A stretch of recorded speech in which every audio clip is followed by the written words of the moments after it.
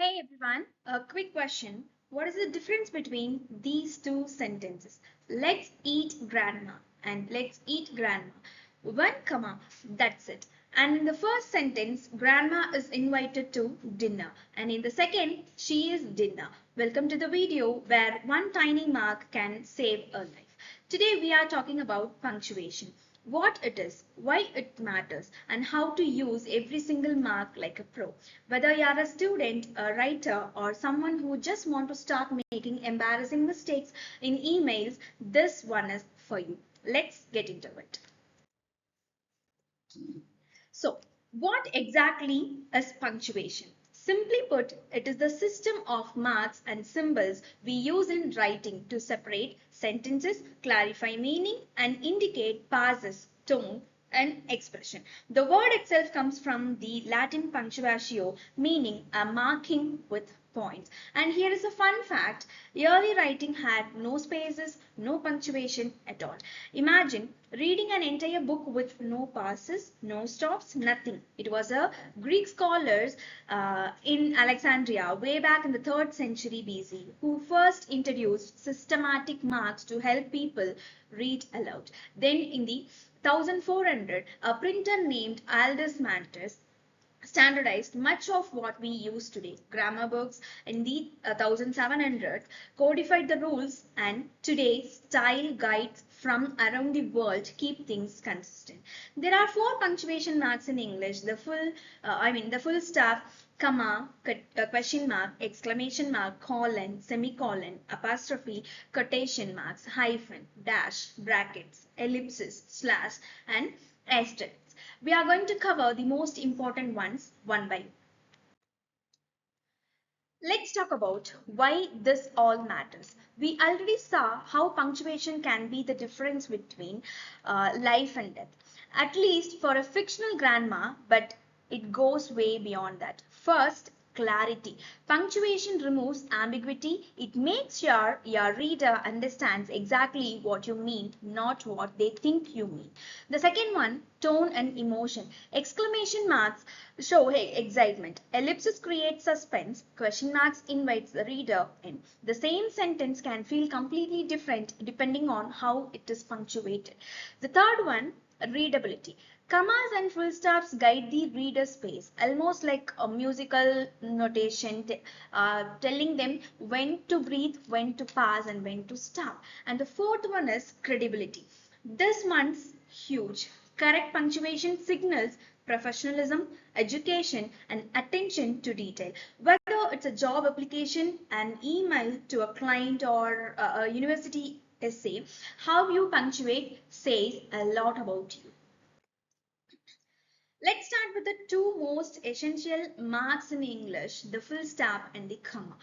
The full stop or period, if you are American, is a declarative sentence.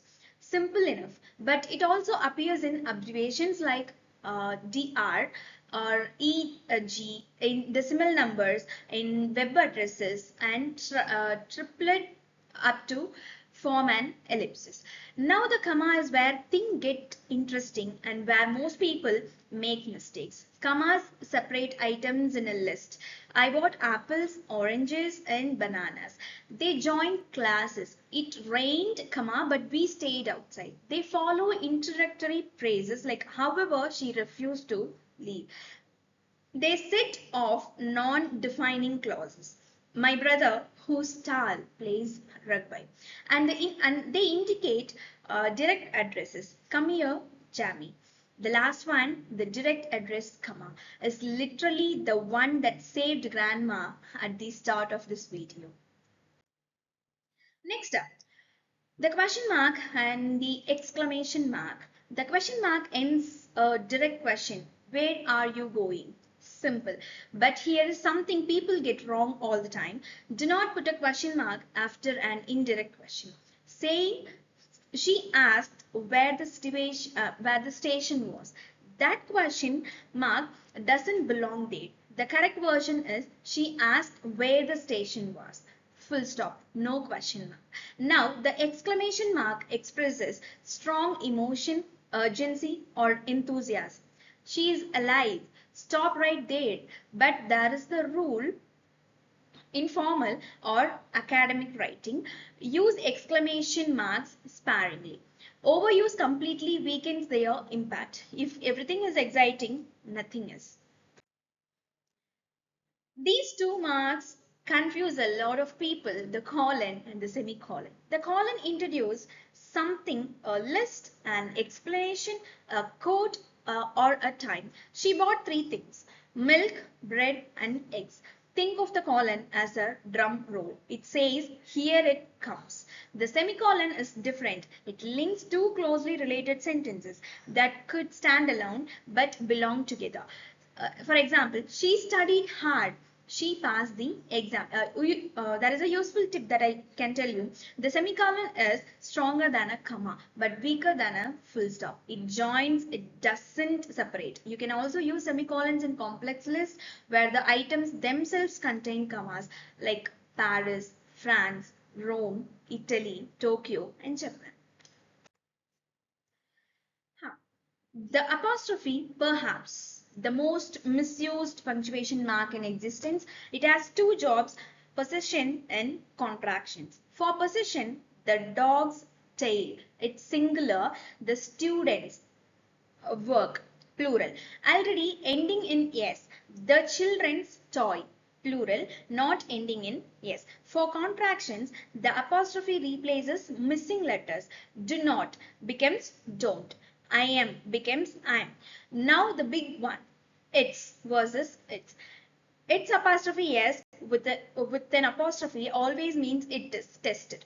Swap it out. It's raining. It is raining. It's no apostrophe means belonging to it. The dog's wagged its tail. And please never use an apostrophe for plural nouns. No apples, no photos, no 90s.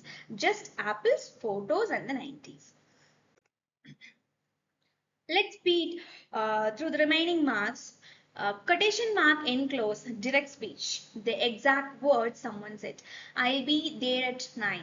She said. They also mark titles of short works like poems and songs, and scare quotes, like calling something fresh when it clearly isn't. Okay.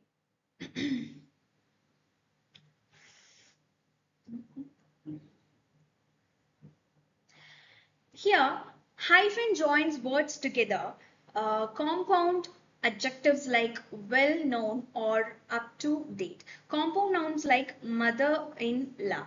Dashes are different. The M dash, this longer one, creates an abrupt break or adds strong emphasis. The N dash covers ranges like pages 10 to 25 or years 2020 to 2026. So here comes the bracket.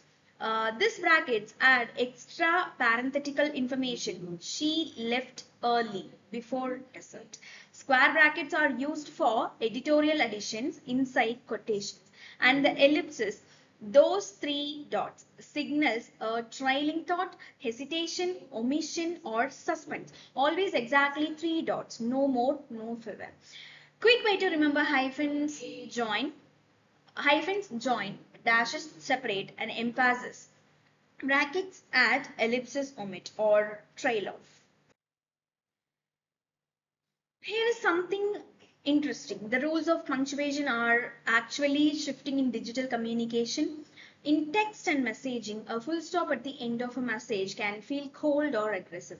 An ellipsis, it now implies passive aggression or uncertainty. No punctuation at all. Uh, Signals a casual, friendly tone, and emojis, they are basically functioning as punctuation now. In emails, formal rules still apply, but subject lines rarely end up with full stops, and all caps is the digital equivalent of shouting. On social media, hashtags have replaced traditional spacing and line breaks to the job of commas. But here is a key point. In academic and formal writing, the rules remain strict regardless of medium. Word processors flag errors, but you still need to know the rules yourself, especially as AI writing tools increasingly rely on punctuation to understand meaning. All right. Let's talk about the most common punctuation mistakes, the ones that make even experienced writers cringe. Number one, the comma splice. Joining two complete sentences with just a comma. I love reading. It helps me relax. Wrong. Use a semicolon or split them into two sentences. Number two, it's versus its. We cover this test every it's boy, replacing it with it is. If it doesn't work, drop the apostrophe. Number three, apostrophe for plurals. Two pizzas, please. No, two pizzas, please. This is what the exact thing. Yes. Number four, run on sentences. She ran, she fell, she cried. Add punctuation. She ran, comma, fell, comma, and cried. Number five, the missing Oxford comma. I thank my parents, comma, God and nature. Without that final comma, it sounds like God and nature or your parents. Add the Oxford comma, my parents, comma, God, comma, and nature. Let me give you the golden rules fast. Do. End every declarative sentence with a full stop. Do you use commas to separate items in a list. Use apostrophe correctly. Possession and contractions only. Use semicolons to link related independent clauses. Use the Oxford comma to avoid ambiguity. Do proofread specifically for punctuation, and do not use apostrophe for plural nouns. Do not use a comma to join two full sentences. That's the comma splice. Don't use multiple exclamation marks in formal writing. And don't confuse it's, are, it's, whose or whose. They, there are there. Don't use a question mark after an indirect question. Don't overuse ellipses or dashes. They lost impact. So let's wrap this up with the 6 big takeaways. 1. Punctuation is not optional. Without it, meaning collapses. And number 2, every mark has a specific job. Learn it, don't guess.